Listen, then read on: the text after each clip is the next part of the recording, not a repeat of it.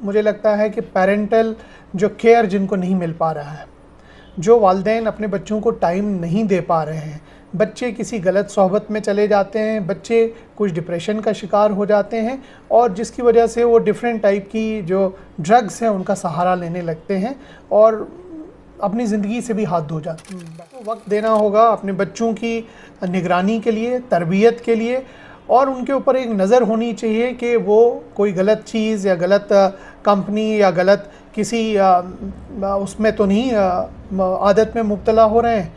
Parents वक्त नहीं दे पाते। जब ये समाज के सारे अंग मिल के काम करेंगे तभी इस ड्रग्स वाली बीमारी का जो है ना वो ख़ात्मा हो सकता है, इस पे कंट्रोल पाया जा सकता है। मैं पुलिस की तरफ से आपको बिल्कुल एश्योर कराता हूँ कि जो लीगल एक्शन है, एक चीज़ जो मुझे एक्सपीरियंस बेस बताना चाहूँगा कि अक्सर लोग अगर उनकी नज़र में ये चीज़ आ भी जाती है कि कोई बच्चा इस बुरी आदत में पड़ गया, लत में पड़ा, वो इसको छुपाते हैं। वो एक सोशल स्टिग्मा समझ के सोचते हैं कि लोग बोलेंगे कि आपका बच्चा इस नशे में है, लत में है, तो वो छुपाने से ये बीमारी और बढ़ती है। इसको छुपाई चीज़ यही देखी जाती है आजकल के वक्त में कि लोग पैसे के पीछे हैं, नौकरी के पीछे हैं, ज़िंदगी की भागदौड़ इस तरह की कि बच्चों को वक्त नहीं मिल पाता। आपकी नज़र में पेरेंट्स को इस चीज़ से बचने के लिए कि उनके बच्चे इस लत में ना फंसे, वो अपने बच्चों को वक्त किन किन चीज़ों का खास ध्यान रखना चाहिए? क्योंकि उनकी नज़र में सिर्फ 4 बजे आ जाना ड्यूटी से और घर में बैठ जाना, सिर्फ वो उसी को पेरेंटल केयर समझते हैं, जबकि बच्चों के साथ कम्युनिकेशन सबसे ज़रूरी चीज़ है। आप इसे किस तरह से एक्सप्लेन करेंगे? तो वालिदैन को सबसे पहले तो ये होना चाहिए कि बच्चे का जो टाइम टेबल है उसको पूरा पहले टाइम टेबल बनाएं, उस पे उसको अमल कराएं और बच्चे की हर अदा पे, हर एक्टिविटी पे नज़र रखें। थोड़ा थोड़ा मज़हब को हम लोग वर्चुअल मोड पे ही अब देखने लगे, फिज़िकल मोड पे नहीं देख रहे हैं।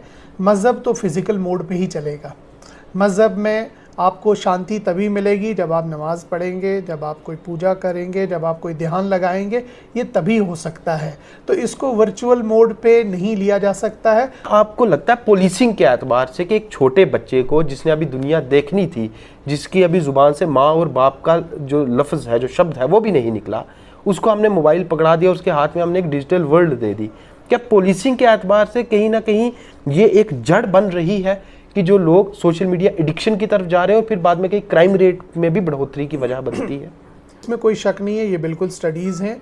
बहुत सारी आजकल जो है डिजिटल डिटॉक्स प्रोग्राम्स आ रहे हैं बच्चों के लिए और बहुत सी स्टडीज़ आई हैं जहां बताया गया है कि प्री टीन्स के लिए तो ये digital platforms, mobile, tab, computer, laptop बहुत ही हार्मफुल हो सकते हैं। सबसे बड़ा कन्फ्लिक्ट जो राजौरी और पुंछ में देखा जाता है वो है लैंड कन्फ्लिक्ट, कि ज़मीन के एक छोटे से टुकड़े के पीछे बाई का कातिल बन जाता है, बाप को मार दिया जाता है, घरों के अंदर कत्ल हो जाते हैं। आप इसे किस तरह से आंकते हैं, ना कि एक पुलिसिंग के एतबार से, बल्कि एक अगर आप मॉरल वैल्यूज़ पे देखें, किस तरह से लोगों को समझना चाहिए कि आखिर में जब हम इस दुनिया से जाएंगे तो वो ज़मीन का टुकड़ा हमारे साथ नहीं जाएगा जिसके लिए हमने बरसों लड़ाई की। और आपके भी पुंछ राजौरी में ख़ास तौर से ज़मीन का जो आपने जिक्र किया है, ज़मीन का ये है कि भाई और मतलब आपस में फैमिली डिस्प्यूट्स जो हैं वो बहुत ज़्यादा हैं। पुंछ राजौरी रेंज में तकरीबन 230-235 किलोमीटर हमारा LOC है जो हमारी नेबरिंग कंट्री के साथ जुड़ा हुआ है। इस शॉर्टकट वाले में और आसानी से पैसे कमाने वाले उसमें ट्रैप में मत फंसिए। कोई भी आदमी, आप मेहनत मजदूरी करते हैं, 500-700 रुपये दिन का कमाते हैं, कोई भी अदारा आपको 10,000 दिन का नहीं देगा, जब इसका मतलब है कि वो आपसे कोई गैर कानूनी काम करवा रहा है। डॉक्टर हसीब मुगल साहब, साल 2014 से साल 2015 तक इन्होंने राजौरी में बतौर सीनियर सुपरिटेंडेंट ऑफ पुलिस अपनी खिदमात दी।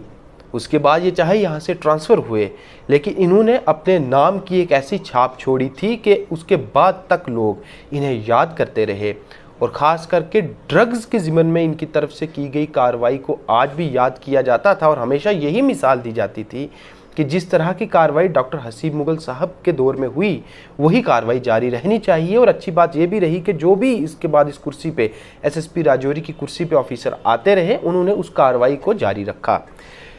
तकरीबन 2.5 माह कबल डॉक्टर हसीब मुगल साहब राजौरी में एक अहम असामी पे वापस लौटे हैं और ये है deputy inspector general of police की। और ये राजौरी व पुंछ रेंज बतौर डीआईजी अपने फ़राइज़ अंजाम दे रहे हैं। हम आपको बताते चलें कि जब से डॉक्टर हसीब मुगल साहब पिछले तकरीबन 3 माह से राजौरी में अपने फ़राइज़ अंजाम दे रहे हैं, तब से इनके दफ्तर में लोगों का आना जाना काफ़ी लगा हुआ है। और जानते हैं कि डॉक्टर हसीब मुगल साहब को राजौरी में ना सिर्फ एक पुलिस ऑफिसर के तौर पे देखा जाता है, बल्कि इन्हें राजौरी में एक स्कॉलर फिगर के तौर पे भी माना जाता है। और कई मर्तबा इनकी तरफ से जो मॉरल लेक्चर दिए जाते रहे, उन्हें आज भी लोग याद करते हैं। हम आज डॉक्टर हसीब मुगल साहब से बात करेंगे और यही जानने की कोशिश रहेगी कि ये राजौरी व पुंछ के इस पूरे समाज में जो कुछ एक अहम मसाइल है, ख़ास करके ड्रग्स से जुड़ा हुआ, मॉरल वैल्यूज़ की कमी, उन्हें किस तरह से आंकते हैं और ये लोगों को किस तरह की अपील करते हैं। सर, शुक्रिया हमें वक्त देने के लिए। सबसे पहली चीज़ सर, आपने 1 साल पहले राजौरी में अपना टेन्योर दिया बतौर एसएसपी। उस वक्त ना सिर्फ आपने पुलिसिंग से जुड़े काम किए, बल्कि कई जगहों पर आप एक सोशल फिगर के तौर पे भी आए। ड्रग्स की अवेयरनेस रही, मॉरल वैल्यूज़ की डिग्रेडेशन के ऊपर आप बात करते थे। हर एक समाज की डायमेंशंस अलग तरह की होती हैं। आपकी नज़र में राजौरी और पुंछ की डायमेंशंस किस तरह की हैं, ख़ास करके राजौरी की, और कौन सी वो चीज़ें हैं जिन्हें जो यहाँ का समाज है, जो यहाँ के पेरेंट्स हैं, उन्हें अर्जेंट तौर पे देखना चाहिए, इंट्रोस्पेक्ट करना चाहिए, ताकि समाज में बेहतरी आ सके? बिल्कुल। जैसे कि आपने बताया कि समाज का जो यूथ है वो समाज का एक बहुत ही इम्पॉर्टेंट इंग्रेडिएंट है। उसकी ही मजबूती पे समाज को मजबूत माना जाता है। तो समाज में इस वक्त यूथ जो है उनके लिए को बहुत सारी चैलेंजेस हैं, जिसमें सबसे बड़ी चैलेंज आपने बताया ड्रग है। ड्रग्स के अलावा मैं दूसरी चैलेंज को भी हाईलाइट करना चाहूँगा। इसको हम बोलते हैं डिजिटल एडिक्शन। डिजिटल एडिक्शन का मतलब है कि मिसयूज़ ऑफ डिजिटल गैजेट्स। क्योंकि बच्चों का ये जो 15 से 25 साल का एज ग्रुप है, उसमें लाइफ की बहुत सारी चैलेंजेस होती हैं। बच्चों को अपना कैरियर, अपना फ्यूचर संवारने के लिए एक प्लेटफॉर्म इसी दौर में मिलता है, और जो बच्चे इस वक्त को समझ पाते हैं वही आगे बढ़ पाते हैं, और बाकी लोग फिर वक्त गंवाने के बाद परेशानी में और बाकी सारी दिक्कतों में उलझ के ही रह जाते हैं। तो हम लोगों का इसमें पूरी एक प्लानिंग के साथ, एक मिशन के साथ हम लोग इसमें काम कर रहे हैं, पर्टिकुलरली कि ड्रग्स पे बहुत से नौजवान, जो मुझे लगता है कि पेरेंटल जो केयर जिनको नहीं मिल पा रहा है, जो वालिदैन अपने बच्चों को टाइम नहीं दे पा रहे हैं, बच्चे किसी गलत सोहबत में चले जाते हैं, बच्चे कुछ डिप्रेशन का शिकार हो जाते हैं, और जिसकी वजह से वो डिफरेंट टाइप की जो ड्रग्स हैं उनका सहारा लेने लगते हैं और अपनी ज़िंदगी से भी हाथ धो बैठते हैं। तो जम्मू कश्मीर पुलिस का एज अ होल पूरी स्टेट में ही एक मिशन है। हमारे drug de addiction centres different जगहों पे कायम हुए हैं, चाहे वो जम्मू है, श्रीनगर है, अनंतनाग है, उधमपुर है, राजौरी है, बारामुल्ला है। इसके अलावा जम्मू कश्मीर पुलिस जो है ये पब्लिक आउटरीच के तहत ये काम करती है कि नौजवानों को मेन स्ट्रीम के साथ ही जोड़ा जाए और उनको उनकी चाहे वो कैरियर है, कल्चर है, स्पोर्ट्स है या स्किल डेवलपमेंट है, इन मतलब जो है शोबों में उसको आगे बढ़ने में मदद दी जाए। तो आपने देखा होगा कि अभी जैसे पुंछ राजौरी की बात हम करें कि ड्रग्स बिल्कुल एक प्रॉब्लम है, जिसमें मैं पुलिस का एक लिमिटेड रोल है। उसमें रोल है सबसे बड़ा पेरेंट्स का। पेरेंट्स को वक्त देना होगा अपने बच्चों की निगरानी के लिए, तरबियत के लिए, और उनके ऊपर एक नज़र होनी चाहिए कि वो कोई गलत चीज़ या गलत कंपनी या गलत किसी उसमें तो नहीं आदत में मुब्तला हो रहे हैं। पेरेंट्स वक्त नहीं दे पा रहे हैं, ये एक बहुत बड़ी कमी है। दूसरा, जो हमारी समाजी अदारे थे, चाहे वो रिलीजियस बॉडीज़ होती थी या मोहल्ला कमिटीज़ हुआ करती थी, उन्होंने भी अपना रोल बहुत ही कम कर रखा है। उनको अपना रोल निभाना होगा, उनको बढ़ चढ़ के आगे आना होगा, और उनको जो आप मॉरल पुलिसिंग की बात करते हैं तो वही मॉरल पुलिसिंग करें तो ज़्यादा बेहतर है, क्योंकि वो एक समाज का एक अहम मतलब इज़्ज़तदार एक तबका होता है जिनकी बात कुछ वज़न रखती है समाज में, सोसाइटी में, उनको आगे बढ़ना होगा। तीसरे जो इसमें इम्पॉर्टेंट स्टेक होल्डर हैं वो हैं हमारे टीचर्स, असातिज़ाए कराम जो हैं। उन लोगों ने भी कुछ कहीं आंख बंद की है इसकी इन बुरी आदतों की तई। उनको चाहिए कि इन आदतों को वो आइडेंटिफाई करें, और अगर वो अर्ली स्टेज पे आइडेंटिफाई कर लेते हैं तो उनका इलाज मुमकिन है। और उनकी काउंसलिंग है, रिहैबिलिटेशन मुमकिन है। लेकिन जब ये बीमारी एक हद से ज़्यादा बढ़ जाती है फिर इसका इलाज थोड़ा मुश्किल हो जाता है और बहुत से लोगों को अपनी जान गंवानी पड़ती है। मुझे लगता है कि उसके अलावा कुछ NGOs भी हैं, कुछ NGOs अच्छा काम भी कर रही हैं।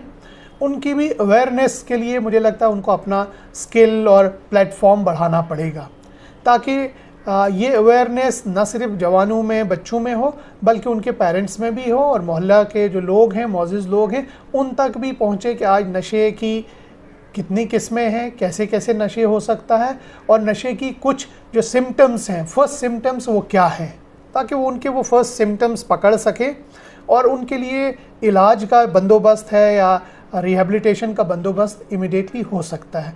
जब ये समाज के सारे अंग मिल के काम करेंगे तभी इस ड्रग्स वाली बीमारी का जो है ना वो ख़ात्मा हो सकता है, इस पे कंट्रोल पाया जा सकता है। मैं पुलिस की तरफ से आपको बिल्कुल एश्योर कराता हूँ कि जो लीगल एक्शन है, हम ड्रग पेडलर्स के ख़िलाफ़ कार्रवाई करते हैं, जो ड्रग की तस्करी करते हैं उनके खिलाफ़ कानूनी कार्रवाई करते हैं। उनके खिलाफ़ अभी हमने प्रिवेंटिव जो डिटेंशन NDPS के तहत है वो अभी 3 जवानों को पुंछ से हमने लगाया है, कुछ जवानों का अंडर प्रोसेस है राजौरी में। तो आप देखेंगे उस पर काफ़ी कार्रवाई जो लीगल हिसाब से है वो काफ़ी बढ़ गई है। लेकिन कार्रवाई एक एस्पेक्ट है इस पूरे प्रॉब्लम का। प्रॉब्लम जो है वो बाकी स्टेक होल्डर्स को एक्टिवेट होने की है, चाहे वो इवन मेडिकल या हेल्थ डिपार्टमेंट से भी मेरी रिक्वेस्ट होगी कि वो इसको जो उनके जो एडिक्ट्स हैं उनको एज अ पेशेंट ट्रीट करें, उनको एज अ पेशेंट वो रिकग्नाइज़ करें और उनकी पूरी इलाज के लिए भी बंदोबस्त करें। तो हेल्थ डिपार्टमेंट से मेरी गुजारिश होगी, असातिज़ा कराम है, एजुकेशन डिपार्टमेंट पूरा इसमें इन्वॉल्व होगा, फिर हमारी रिलीजियस बॉडीज़ हैं जो प्रीचिंग और प्रचार का काम करती हैं, फिर सोशल ऑर्गेनाइजेशंस हैं और फिर मोहल्ला कमिटीज़ हैं और फिर आखिर में और सबसे ज़रूरी वाले उनके वालिदैन हैं, फैमिली है, एज अ फैमिली सपोर्ट उसको। और इसमें एक चीज़ जो मुझे एक्सपीरियंस बेस बताना चाहूँगा कि अक्सर लोग अगर उनकी नज़र में ये चीज़ आ भी जाती है कि कोई बच्चा इस बुरी आदत में पड़ गया, लत में पड़ा, वो इसको छुपाते हैं। वो एक सोशल स्टिग्मा समझ के सोचते हैं कि लोग बोलेंगे कि आपका बच्चा इस नशे में है, लत में है, तो वो छुपाने से ही बीमारी और बढ़ती है। इसको छुपाइए नहीं। मेरा मैसेज आपके थ्रू यही होगा कि अगर किसी की ये एक एब्रेशन है, ये एक बुरी आदत है, इसको आदत के तौर से समझें और अगर बुरी आदत आपने डिटेक्ट की, जितना अर्ली आप डिटेक्ट कर पा रहे हैं उतना इलाज जल्दी हो सकता है और उतना मुकम्मल इलाज इसका हो सकता है। इसको छुपाएं नहीं, इसको जो भी इसके एक्सपर्ट्स हैं, कंसल्टेंट्स हैं, बाकी काउंसलर्स हैं, उन तक बात पहुंचाएं ताकि उसका इमीडिएट वो इलाज करें और उसी वजह से जो है हम लोग इसको आहिस्ता आहिस्ता ख़त्म कर सकते हैं। सर, जिस तरह से आपने कुछ एक पॉइंट्स बताए, इसमें सबसे एक अहम चीज़ जिसको आपने भी पहला दर्जा दिया वो है पेरेंटल केयर। जी, सबसे बड़ी चीज़ यही देखी जाती है आजकल के वक्त में कि लोग पैसे के पीछे हैं, नौकरी के पीछे हैं, ज़िंदगी की भागदौड़ इस तरह की कि बच्चों को वक्त नहीं मिल पाता। आपकी नज़र में पेरेंट्स को इस चीज़ से बचने के लिए कि उनके बच्चे इस लत में ना फंसें, वो अपने बच्चों को वक्त दे सकें, किन किन चीज़ों का ख़ास ध्यान रखना चाहिए? क्योंकि उनकी नज़र में सिर्फ 4 बजे आ जाना ड्यूटी से और घर में बैठ जाना, सिर्फ वो उसी को पेरेंटल केयर समझते हैं, जबकि बच्चों के साथ कम्युनिकेशन सबसे ज़रूरी चीज़ है। आप इसे किस तरह से एक्सप्लेन करेंगे? बिल्कुल बहुत सही पॉइंट आपने बताया कि पेरेंटल केयर की जो बात हमने बताई कि वालिदैन के पास इस वक्त बच्चे को देने के लिए सब कुछ है। वो कपड़ा भी देते हैं, वो मोबाइल भी देते हैं, कंप्यूटर भी देते हैं, जीन्स भी दे रहे हैं, बाइक भी दे रहे हैं, सब चीज़ दे रहे हैं। कमी मुझे किसी चीज़ में लग नहीं रही है, लेकिन वक्त में है। जो चीज़ जिसको हम तालीम और तरबियत 2 चीज़ें मानते थे, तालीम तो स्कूलों में, एजुकेशनल इंस्टीट्यूशंस में मिलती थी और बोलते थे तरबियत जो है वो घर, परिवार और मोहल्ला जो उसका है आसपास, वहाँ से वो बच्चा इम्बाइब करता है। तो आज हम बच्चे को तालीमी अदारे में भेजते हैं, कोचिंग सेंटर्स में भेज रहे हैं, ठीक है, ऑनलाइन भी करा रहे हैं, ऑफलाइन भी करा रहे हैं, लेकिन उसको जो वक्त था वो बुज़ुर्गों के साथ, बड़ों के साथ या जो तालीम याफ्ता लोग इलाके के होते थे उनकी मजलिस में बैठना, उनसे कोई बात समझना, सीखना, वो कल्चर ख़त्म हो चुका है। तो वालिदैन को सबसे पहले तो ये होना चाहिए कि बच्चे का जो टाइम टेबल है उसको पूरा पहले टाइम टेबल बनाएं, उस पे उसको अमल कराएं और बच्चे की हर अदा पे, हर एक्टिविटी पे नज़र रखें। जैसे पे मैंने आपको बताया कि एक डिजिटल जो डिस्ट्रैक्शंस हैं उस पे ख़ास तौर से नज़र रखें। हर कमरे में टीवी लगाने की ज़रूरत नहीं है। बच्चों को, टीनेजर्स बच्चों को कंप्लीट आइसोलेशन में गैजेट्स के साथ बैठ के वो गैजेट्स रात के 2 बजे 3 बजे तक इस्तेमाल कर रहे हैं। क्या देख रहे हैं, कैसे देख रहे हैं, आप उसको पकड़ नहीं पा रहे हैं। तो एक मतलब जिसको हम बोलते हैं डिजिटल सर्विलेंस, कि आप अपने बच्चों के ऊपर एक नज़र रखें, ना कि फिज़िकल वर्ल्ड में बल्कि वर्चुअल वर्ल्ड में भी एक नज़र रखें कि वो बच्चा कौन सी साइट्स देख रहा है, वो बच्चे कौन सी वीडियो देख रहा है, वो बच्चे कौन सी गेम्स खेल रहे हैं, ताकि आपको उसका जो डेवलपमेंट है, उसका माइंड सेट कैसे बन रहा है, वो तभी आपके सामने आ पाएगा। तो पेरेंट्स फिज़िकल वर्ल्ड में तो शायद नज़र कहीं कहीं रख भी पा रहे हैं, लेकिन जो वो डिजिटल वर्ल्ड और सोशल प्लेटफॉर्म्स पे जहाँ बच्चे जितनी तरह की एक्टिविटीज़ करते हैं, उससे पेरेंट्स बिल्कुल ही बेखबर हैं। या तो वो टेक्नोलॉजी से थोड़े कम वाकिफ़ हैं, या वो सोचते हैं कि इससे शायद कोई बुरी बात नहीं हो सकती है। जितनी अच्छी बातें इस डिजिटल इंफॉर्मेशन सिस्टम से होती हैं, इसमें उतनी बुरी भी हो सकती हैं अगर इसको प्रॉपरली हैंडल ना किया जाए। तो इसलिए बहुत सारी इसमें मैं एडवाइस करूँगा पेरेंट्स को कि वो डिफरेंट टाइप्स के, जैसे गूगल फैमिली लिंक है एक ऐप, जिससे आप अपने बच्चे की डिजिटल एक्टिविटीज़ पे नज़र रख सकते हैं कि आपका बच्चा कौन सा ऐप देख रहा है, कौन सा ऐप डाउनलोड कर रहा है, कौन से ऐप पे कितने टाइम दे पा रहा है। एक सिंपल सा ऐप है, लेकिन यस आपको पता चल पाएगा कि बच्चा क्या कर रहा है। तो बच्चे को आपने फिज़िकल वर्ल्ड में क्या कर रहा है वहाँ भी नज़र रखनी है, और वर्चुअल वर्ल्ड में उसकी क्या एक्टिविटीज़ हैं वहाँ भी नज़र रखना बहुत ज़रूरी है। और तीसरी सबसे बड़ी बात है कि जो भी हमारी मतलब, क्योंकि इंडियन सोसाइटी एक कंजर्वेटिव सोसाइटी है, रिलीजन बेस्ड और फेथ बेस्ड सोसाइटी है, उसमें बड़ों का, बुज़ुर्गों का एक ख़ास रोल होता था। उसमें उनको एक तरबियत दी जाती थी, छोटे बड़े की तमीज़ बताई जाती थी, अच्छे बुरे की तमीज़ होती थी। उस ग्रुप में, उस ग्रुप के साथ, उन संस्थाओं के साथ जोड़ना भी बच्चों को ज़रूरी है, जहां उनको थोड़ा पीस ऑफ माइंड आ जाए, जहां वो दुनिया की दौड़ से आगे ना भागने की कोशिश करें बल्कि थोड़ा ग्राउंडेड रहें, वो भी ज़रूरी है। और एक ग्राउंडेड बच्चा ही जो मेंटली कंपोज्ड है, पीसफुल है, वो हर फील्ड में बेटर परफॉर्म कर सकता है। जिस बच्चे का जो जहनी तनाव में है, जहनी तरीके से अनस्टेबल है, वो एजुकेशन में या किसी भी स्किल फील्ड में बेटर परफॉर्म नहीं कर सकता है, चाहे वो गेम्स हो, कल्चर हो, कोई और चीज़ हो।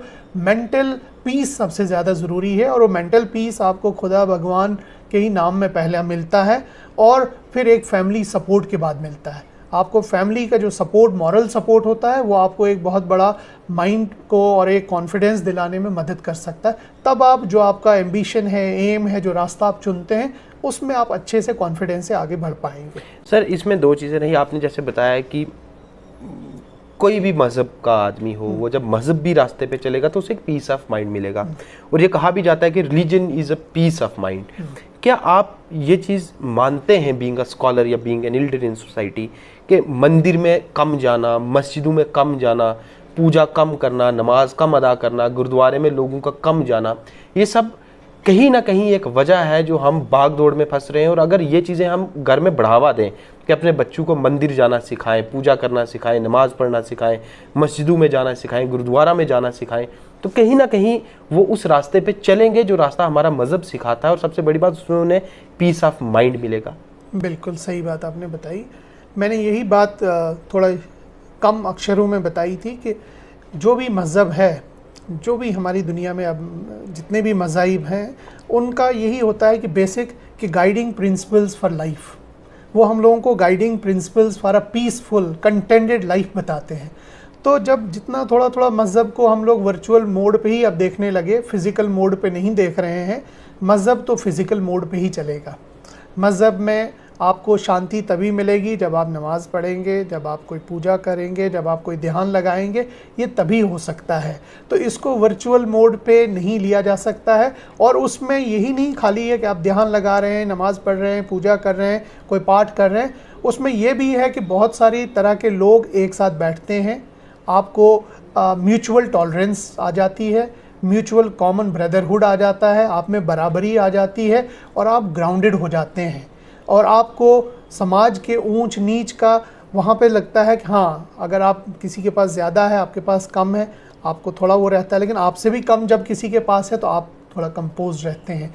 तो वो बराबरी जो हर मज़हब ने सिखाई है, बरादरी सिखाई है, वो पीस उसी से डिराइव्ड होता है। और वो कंपोजिट उस कल्चर से, और हर तरह के लोग जब बैठ के वहाँ पे बात करते हैं और कोई इबादत में मसरूफ़ हो जाते हैं, तो वो आपको एक मेंटल पीस ऑटोमेटिक देता है। वो पीस आपको खाली शायद सोशल मीडिया पे या किसी वर्चुअल मोड में नहीं मिल सकता है। पेरेंट्स को ज़रूरत है कि वो बच्चों को अपने मज़हब, जिसका भी जिस फेथ से भी वो ताल्लुक़ रखते हैं, उस फेथ का मतलब ही था कि आपको पीस ऑफ माइंड दिया जाए, आपको एक कंटेंटेड लाइफ दी जाए, ताकि आप खुदा भगवान के ग्रेटफुल रहें कि आप इंसान हैं, आपको सब चीज़ मिली है, आप ज़िंदा हैं। तो you should be grateful for that कि हाँ जी, एटलीस्ट आप ज़िंदा हैं, आप ग्रेटफुल होने चाहिए। फिर छोटी छोटी चीज़ों के लिए भी we have to be grateful. जब वो ग्रेटफुलनेस आप में आ जाती है कि हाँ, मैं ग्रेटफुल हूँ ऑलमाइटी का, जिसने मुझे रखा, तो आप में वो जो स्ट्रेस, जिसको आज आप बार बार बता रहे हैं, वो स्ट्रेस से आप ऑटोमेटिकली थोड़ा स्ट्रेस न्यूट्रलाइज हो जाएगी और आप ग्राउंडेड रहेंगे। आप छोटे बड़े में, अच्छे बुरे में तमीज़ कर पाएंगे। तो मुझे यकीन है कि religion will play a very vital role. Religion in physical mode is going to play a very vital role in bringing down the stress in the society, और particularly among the youths। उनमें एक contentment और एक confidence भी generate होगा if they are backed with the religious sentiments, with the religious जो knowledge है and education। चल, हम सोशल मीडिया एडिक्शन की ही बात करेंगे फिर से। आपने बताया कि सोशल मीडिया एडिक्शन खास करके टीनेजर्स में एक डिजास्टर के तौर पे आ रही है जी। आजकल ये देखा गया कि छोटे बच्चे जो 1 साल 1.5 साल का है, जब वो अपने पेरेंट्स से, क्योंकि वो बच्चे को अभी दुनिया का इतना पता नहीं, तो वो पेरेंट्स से यही उम्मीद करता है कि पेरेंट मुझे कंधे पे उठा के घुमाएं, थोड़ा बाजार का चक्कर लगवा दे, कोई चीज़ खाने के लिए दे दें, तो पेरेंट उसके हाथ में मोबाइल पकड़ा देते हैं, क्योंकि वो अपना टाइम उसके पास स्पेंड नहीं कर पा रहे। क्या आपको लगता है पुलिसिंग के एतबार से कि एक छोटे बच्चे को, जिसने अभी दुनिया देखनी थी, जिसकी अभी ज़ुबान से माँ और बाप का जो लफ्ज़ है, जो शब्द है, वो भी नहीं निकला, उसको हमने मोबाइल पकड़ा दिया, उसके हाथ में हमने एक डिजिटल वर्ल्ड दे दी, क्या पुलिसिंग के एतबार से कहीं ना कहीं ये एक जड़ बन रही है कि जो लोग सोशल मीडिया एडिक्शन की तरफ जा रहे हैं और फिर बाद में कहीं क्राइम रेट में भी बढ़ोतरी की वजह बनती है? देखिए, सोसाइटी में ये चीज़ जो आपने खुद बताई कि पेरेंट्स बच्चे को, अगर बच्चा रो रहा है तो उसके हाथ में मोबाइल देते हैं और एक वीडियो लगा देते हैं, गाना प्ले करा देते हैं, ताकि उसका टाइम वहीं पे पास हो जाए। और आहिस्ता आहिस्ता ये कहीं ना कहीं आप बता रहे हैं कि ये डिजिटल एडिक्शन के तौर से सामने आती है 8, 10, 15 सालों के बीच में। इसमें कोई शक नहीं है, ये बिल्कुल स्टडीज़ हैं। बहुत सारी आजकल जो है डिजिटल डिटॉक्स प्रोग्राम्स आ रहे हैं बच्चों के लिए, और बहुत सी स्टडीज़ आई हैं जहां बताया गया है कि प्री टीन्स के लिए तो ये digital platforms, mobile, tab, computer, laptop बहुत ही हार्मफुल हो सकते हैं, बिकॉज इनमें से डिफरेंट टाइप की कनेक्टिविटी और नेटवर्क रेडिएशंस जो निकलती हैं, वो बच्चे की डेवलपमेंट, ओवरऑल मेंटल डेवलपमेंट पे कहीं ना कहीं असर डालती हैं। ये डिफरेंट स्टडीज़ आ रही हैं जो बताते हैं कि बच्चों को इन सब डिजिटल गैजेट्स से दूर रखिए। अब ये अवेयरनेस अगर पेरेंट्स में भी हो और उसको पता हो कि मैं बच्चे को खिलौना हाथ में नहीं दे रहा हूँ, बल्कि ये एक स्लो पॉइज़न है, तो मुझे लगता है इस शोबे में चाहे वो चाइल्ड वेलफेयर डिपार्टमेंट है, चाइल्ड एंड वुमेन वेलफेयर है, या बाकी सोशल ऑर्गेनाइजेशन है, उनको अवेयरनेस की ज़रूरत है। वो पब्लिक में ये अवेयरनेस क्रिएट कराएं कि भाई ये खिलौना बच्चे का नॉर्मल खिलौना नहीं है, बल्कि इस खिलौने से बच्चे के जहन के ऊपर, उसकी ओवरऑल डेवलपमेंट के ऊपर काफ़ी नेगेटिव इम्पैक्ट हो रहा है, ताकि प्री टीन्स बच्चे को कम से कम इससे बचाया जा सके। और आपकी बात बिल्कुल सही है कि यही चीज़ कल को हमारी, जब वो टीन्स में आ जाते हैं, उनकी स्पिरिट्स और एनर्जी बढ़ जाती है, तब ये एक अनकंट्रोल्ड लेवल पे चली जाती है। तब पेरेंट्स अगर कंट्रोल भी करना चाहें तो तब वो कंट्रोल नहीं कर पाएंगे। कंट्रोल लेवल बिगिनिंग में ही है। वो जो फिज़िकल खिलौने आपके या हमारे बचपन में थे, वो कोई ना तो रेडिएशन इमिट करते थे, ना कोई इस तरह के इमोशंस शेयर करते थे, लेकिन हमारे खेलने के काम आते थे। आज जो बच्चे को डिफरेंट टाइप के वीडियोस, गाने और बाकी चीज़ आप दिखाते, इसमें बहुत सारी चीज़ें नेगेटिव भी आ जाती हैं, पॉपअप हो जाती हैं, जिनको आप 24 घंटे मॉनिटर नहीं कर सकते। इसलिए माँ बाप उनके साथ पर्सनली और फिज़िकली इन्वॉल्व हों, उनके भाई बहन इन्वॉल्व हो जाएं, उनके रिश्तेदार नातेदार इन्वॉल्व हो जाएं, ताकि बच्चे की लॉन्ग रन में वो अगर हेल्थ चाहते हैं तो इससे दूर रहें तो बेहतर है। सर, आखिरी 2 सवाल मेरे रहेंगे। आप चूँकि राजौरी में दूसरा टेन्योर दे रहे हैं, अब तो आपके पास पुंछ ज़िला का भी कामकाज है। राजौरी पुंछ में आमतौर पे देखा जाता है कि मॉरल डिग्रेडेशन की वजह से घरों के अंदर की लड़ाई, इंट्रा फैमिली कन्फ्लिक्ट जो हैं वो बढ़ते जा रहे हैं, चाहे उसमें वुमेन कन्फ्लिक्ट हो, चाइल्ड कन्फ्लिक्ट हो। लेकिन सबसे बड़ा कन्फ्लिक्ट जो राजौरी और पुंछ में देखा जाता है वो है लैंड कन्फ्लिक्ट, कि ज़मीन के एक छोटे से टुकड़े के पीछे बाई का कातिल बन जाता है, बाप को मार दिया जाता है, घरों के अंदर कत्ल हो जाते हैं। आप इसे किस तरह से आंकते हैं, ना कि एक पुलिसिंग के एतबार से, बल्कि एक अगर आप मॉरल वैल्यूज़ पे देखें, किस तरह से लोगों को समझना चाहिए कि आखिर में जब हम इस दुनिया से जाएंगे तो वो ज़मीन का टुकड़ा हमारे साथ नहीं जाएगा जिसके लिए हमने बरसों लड़ाई की, जिसके लिए हमने अपने रिश्तों का कत्ल कर दिया, अपने रिश्तेदारों तक का कत्ल कर दिया। आप उसे मॉरल वैल्यूज़ के एतबार से किस तरह देखते हैं और लोगों को क्या सीख देना चाहेंगे कि आप ज़मीन के टुकड़ों के पीछे कम से कम इंसानियत का कत्ल ना करें? पुंछ राजौरी में ख़ास तौर से ज़मीन का जो आपने जिक्र किया है, ज़मीन का ये है कि भाई और मतलब आपस में फैमिली डिस्प्यूट्स जो हैं वो बहुत ज़्यादा हैं, जिसका एक रीज़न मुझे ये भी लगता है कि जैसे हमारी स्टेट में अभी काफ़ी हद तक बहुत से इलाकों में लैंड रिकॉर्ड जो है डिजिटलाइज हो गया है। मुझे लगता है ये एक्सरसाइज जब पूरी हो जाएगी, डिजिटल लैंड रिकॉर्ड्स अवेलेबल होंगे, तो उससे भी ये केसेस कम हो जाएंगे, लड़ाई झगड़े कम हो जाएंगे, ताकि आपको पता रहेगा कि कौन सा फॉरेस्ट लैंड है, कौन सा सरकारी है और कौन सा मिल्कियत है। ये क्लियर कट डिस्टिंक्शन हो जाएगा। मुझे लगता है उसकी आड़ में भी बहुत सारे ये केसेस चल रहे हैं। दूसरा, जो आपने खुद ही बताया कि समाज में जो दौड़ लगी हुई है आगे बढ़ने की, अमीर बनने की, उसमें भाई को भूल रहा है, और जो जहाँ पे हावी हो सकता है वो कानूनी हिसाब से, कोर्ट के हिसाब से, बाकी एनफोर्समेंट के हिसाब से अपने आप को आगे किसी तरह से भी करके जो कमज़ोर है उसको कहीं ना कहीं दबा रहा है। क्योंकि लैंड का प्रॉपर रिकॉर्ड जो है वो हमें हर जगह इमिडिएटली दस्तयाब नहीं होता है, और इसलिए आपके राजौरी पुंछ में चूँकि मुझे लगता है ज़्यादातर एरिया फॉरेस्ट का है या सरकार का है या कॉमन जो ग्रेजिंग लैंड्स होते हैं उनके ऊपर ही ज़्यादा डिस्प्यूट है। जहाँ मिल्कियती वाला रकबा है वहाँ पे डिस्प्यूट्स बहुत कम हैं। तो इसमें मुझे उम्मीद है कि कुछ दिनों में ही शायद ये डिजिटल जो एक्सरसाइज चल रही है लैंड रिकॉर्ड्स की, वो पुंछ राजौरी की भी शायद पूरी हो जाए। बाकी मेन इलाकों की हो गई है, डिस्ट्रिक्ट्स की। तो यहाँ एक ही रीज़न है। और दूसरा, जैसे मज़हब की बात हम कर रहे थे, तो समाज उस वक्त खामोश क्यों रहती है? समाज का भी एक रोल है, सोसाइटी का वहाँ पे एक रोल है, मजहबी अदारों का रोल है जो हक़ की बात करें। कहीं रास्ता था, अगर था तो वो बताएं सामने आके, हाँ यहाँ रास्ता था। अगर कहीं पे कोई पगडंडी हुआ करती थी तो वो बताएं। अगर दूसरे ने उसको कब्ज़ कर लिया या ख़त्म कर दिया, वो लोग चुप रहते हैं। लोगों को खामोश तमाशाई नहीं बनना है, कम से कम हक़ की बात के लिए सामने आना है, ताकि किसी भी आदमी के साथ जो है नाइंसाफ़ी ना हो और उसके साथ जुल्म और ज़्यादती ना हो। समाज को एक तरह से इकट्ठे होकर और जागरूकता पैदा करनी है अपने अंदर, और इंसानियत और इंसाफ जो है वो लाना पड़ेगा तभी, क्योंकि हर चीज़ का मसला कोर्ट या पुलिस या जो रेवेन्यू वो नहीं हो सकता है। समाज को भी एज अ होल कुछ मॉरलिटी, कुछ एथिक्स, कुछ ईमानदारी रखनी पड़ेगी, तभी ये सिस्टम स्मूथली आगे चल पाएगा। सर, मेरा अब आखिरी सवाल रहेगा, क्योंकि हमारा जो ये खित्ता है जिसे पीर पंचाल के नाम से जाना जाता है, और आपका जो रेंज है जुरिस्डिक्शन का, ये सेंसिटिव है क्योंकि ये पूरा इलाका लाइन ऑफ कंट्रोल से सटा हुआ है, right from 0 kilometre to end kilometre. यहाँ पे बड़ी बार ये देखा गया कि क्रॉस LOC स्मगलिंग के नाम पर जो कुछ पढ़े लिखे या अनपढ़ बेरोज़गार नौजवान थे, उन्हें पहले लालच दी जाती थी, फिर उनसे ये कुछ गैर कानूनी काम करवाए जाते थे, फिर वो जब कहीं कानून के हत्थे चढ़ जाते थे तो फिर उनकी पूरी ज़िंदगी जो है वो जेल में ही बीतती है। इसके अलावा भी हनी ट्रैप के काफ़ी केसेस यहाँ से सामने आते रहे, क्योंकि हम बड़े ही एक सेंसिटिव लोकेशंस पे बैठे हुए हैं। पुलिसिंग के एतबार से आप किस तरह लोगों को अपील करेंगे कि ये जो कुछ चीज़ें जो विद इन हमारी सोसाइटी नहीं, बल्कि ये शायद इसके पीछे इंटरनेशनल लेवल की कुछ ऑर्गेनाइजेशंस हैं जो इन चीज़ों को इस रेंज में बढ़ावा देने की कोशिश में हमेशा रहती हैं, टोपोग्राफी की वजह से, इसकी लोकेशन की वजह से। Being head of the police in Rajouri and Poonch range, आप किस तरह लोगों को अपील करेंगे?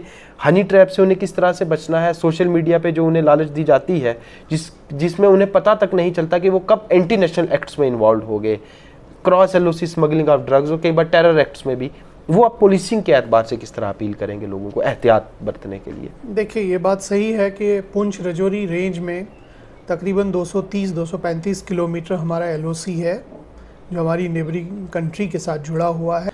लोगों को मैं आपके इसके थ्रू सिर्फ ये मैसेज कन्वे करना चाहता हूँ कि कोई भी चीज़ जो शॉर्टकट में आपको ले जाए, कि आपको मैसेज आता है कि आप फ़लानी जगह जाइए और एक पैकेट उठा के इसको सुंदरबनी पहुँचाइए या जम्मू पहुँचाइए तो आपको ये पैसा मिल जाएगा, तो इस शॉर्टकट वाले में और आसानी से पैसे कमाने वाले उसमें ट्रैप में मत फंसिए। कोई भी आदमी, आप मेहनत मजदूरी करते हैं, 500-700 रुपये दिन का कमाते हैं, कोई भी अदारा आपको 10,000 दिन का नहीं देगा, जब इसका मतलब है कि वो आपसे कोई गैर कानूनी काम करवा रहा है। जो नॉर्मल रेट ऑफ लेबर हैं, वर्क हैं, उससे ज़्यादा जब भी आपको कोई ऑफ़र कर रहा है किसी भी सामान चीज़ के लिए, तो आप समझ जाइए कि इसमें कोई ना कोई इलीगल एक्टिविटी है। और ये जो इलीगल एक्टिविटी है ये सर्टेनली टेररिज्म से जुड़ी हुई है और एंटी नेशनल एक्टिविटी है, तो इसमें सज़ा भी आपको बहुत ज़्यादा है और फिर आपकी ज़िंदगी सलाखों के पीछे ही गुजरेगी। तो लोगों से मेरी ये रिक्वेस्ट है कि जो इस तरह के मैसेजेस उनको आते हैं कि एक छोटा सा जो पार्सल है वो आपको बॉर्डर इलाके से कोई जम्मू या पंजाब या किसी दूसरी जगह पहुंचाना है, जिसके इवज़ में आपको काफ़ी पैसे मिलेंगे, ये कोई नॉर्मल मजदूरी का काम नहीं है, ये एक इलीगल एक्टिविटी है। और वो लोग आपसे आपकी मासूमियत को और आपकी शायद लेस अवेयरनेस की वजह से आपका मिसयूज़ कर रहे हैं और आपकी ज़िंदगियों के साथ खिलवाड़ कर रहे हैं। आप अपने आप को बचाएं और इस तरह के ट्रैप में न फंसें। और अगर कोई भी खबर, कोई भी बात इस तरह की आपकी, चाहे सोशल मीडिया के थ्रू या व्हाट्सएप कॉल के थ्रू या किसी और सोर्स के थ्रू पहुंचती है, तो आप मुतलका पुलिस को, नियरेस्ट जो भी सिक्योरिटी एजेंसीज़ हैं उनको बताइए, ताकि हम आपकी मदद कर सकें और हम आपको ट्रैप होने से पहले हम उन एंटी नेशनल एलिमेंट्स को ट्रैप कर लें जो इस तरह के धंधे में मुलविस हैं। हमें आपका पूरा ख्याल है और हमें पूरी इस चीज़ का एहसास भी है कि जो मासूम और इस तरह के लोग हैं वो इस दलदल में ना फंसें। उनके लिए अवेयरनेस ही एक बचाव है। वो जानकारी रख लें कि कोई भी बंदा जब आपकी मेहनत से ज़्यादा आपको पैसा ऑफ़र कर रहा है एक छोटे से सामान ट्रांसफ़र करने के लिए, एक छोटा सा पार्सल ट्रांसफ़र करने के लिए, तो ये आप समझ लीजिए कि उसमें कोई इलीगल एक्टिविटी आपसे कराई जा रही है, जिससे आपकी पूरी ज़िंदगी जो है तबाह हो सकती है। शुक्रिया सर। तो ये थे हमारे साथ डॉक्टर हसीब मुगल साहब, जो कि मौजूदा वक्त में DIG राजौरी पुंछ रेंज के तौर पर अपने फ़राइज़ अंजाम दे रहे हैं। इनसे हमने ना सिर्फ पुलिसिंग के कुछ अहम मामलात पर बात की, बल्कि सोशल वैल्यूज़, मॉरल वैल्यूज़ और इस तरह के जो सोशल इवल्स हैं या जो हमारे रोज़मर्रा की हमारी ज़िंदगी में कुछ परेशानियां बढ़ती जा रही हैं ज़िंदगी की दौड़ की वजह से, ख़ास करके ड्रग्स की बढ़ती हुई जो नशे की बढ़ती हुई लत है, उस पर हमने खुल के बात की। और हमने यही जानने की कोशिश की कि डॉक्टर हसीब साहब का एक्सपीरियंस राजौरी को लेकर क्या है, क्योंकि ये एक स्कॉलर फिगर भी माने जाते हैं। तो इन्हें साफ बताया कि सबसे बड़ी बात मॉरल वैल्यूज़ की डिग्रेडेशन जो है, जिसमें फिर रिलीजियस वैल्यूज़ की डिग्रेडेशन भी आती है, पेरेंटल वैल्यूज़ की डिग्रेडेशन भी आती है, वही कहीं ना कहीं ज़्यादातर फसाद की जड़ है। और अगर हम लोग कुछ एक बुनियादी चीज़ों का ध्यान रखेंगे, खासकर वालिदैन, तो हम ना सिर्फ अपनी ज़िंदगी को और अपने बच्चों की ज़िंदगी को संवार सकते हैं, बल्कि इस समाज को वापस उसी दहलीज़ पे ले जा सकते हैं जिस दहलीज़ पर ये आज से 30 या 40 साल पहले था। और वो दहलीज़ हुआ करती थी जहाँ एक दादी अपने हाथों से अपनी पोती के बालों में कंघी करती थी, और वहाँ जो तबादला ख्याल होता था बातों का, जो दादी अपनी पोती को कहानी सुनाती थी, वो शायद हर एक मर्ज़ की दुआ होती थी। तो अब इस सब पर हमने खुल के बात की। शुक्रिया। Thank you.